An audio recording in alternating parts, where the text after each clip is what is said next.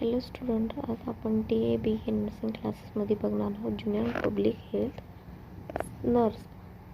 Junior public health nurse as a GP agent, कनिष्ठ सार्वजनिक आरोग्य परिचारिका. A junior public health nurse GP agent in Kerala in India is a crucial role focused on improving community health and well-being, particularly in maternal and child health. म्हणजेच की भारतातील केरळमध्ये junior public health nurse GP agent ही एक महत्त्वाची भूमिका आहे, जी समुदायाचे आरोग्य आणि कल्याण सुधारण्यावर लक्ष केंद्रित करते. विशेषतः म्हणजे माता आणि बाल आरोग्यामध्ये त्या समुदायाच्या आरोग्याच्या गरजांचे मूल्यांकन करतात, सेवासाठी योजना आखतात आणि आवश्यक संसाधनांची उपलब्धता सुनिश्चित करतात. केरळ लोकसेवा आयोग केरळ PSC GP एजंटची भरती आणि भरती प्रक्रिया शिक्षण सुनिश्चित करतात आणि केरळ लोकसेवा आयोग केरळ PSC GPची भरती करते आणि भरती प्रक्रिया शिक्षण वयाशी संबंधित विशिष्ट पात्रता निकष समाविष्ट असतात. GPची भूमिका आणि भरतीचे प्रमुख पैलू बघू.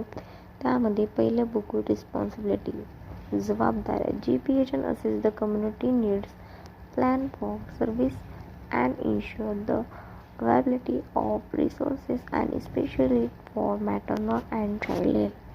GPच्या समुदायाच्या गरजांचे मूल्यांकन करतात, सेवांसाठी नियोजन करतात आणि विशेष माता आणि बाल आरोग्यासाठी संसाधनांची उपलब्धता सुनिश्चित करतात. त्यानंतर बघूत आपण इलिजिबिलिटी. त्यामध्ये आहे की शैक्षणिकमध्ये आहे की उमेदवारांचे ALC 10वी किंवा त्यांच्या समकक्ष पदवी उत्तीर्ण केलेली असणे आवश्यक आहे आणि त्यांच्याकडे केरळ नर्सचे ॲट मिडवाईफ कौन्सिलकडून ऑक्झिलरी नर्स मिडवाईफ ANMची पात्रता 18 महिने किंवा भारतीय नर्सिंग कौन्सिलच्या मान्यताप्राप्त समकक्ष असणे आवश्यक आहे. त्यामध्ये आहे एज्युकेशनल एज आणि नोंदणी. वयामध्ये आहे की वयोमर्यादा साधारणपणे 18 ते 41 वर्ष असते. काही विशिष्ट श्रेणीसाठी सवलती असतात आणि रजिस्ट्रेशन म्हणजे जी नोंदणी केरळ परिचारिका आणि सुईणी परिषद नोंदणी अनिवार्य आहे.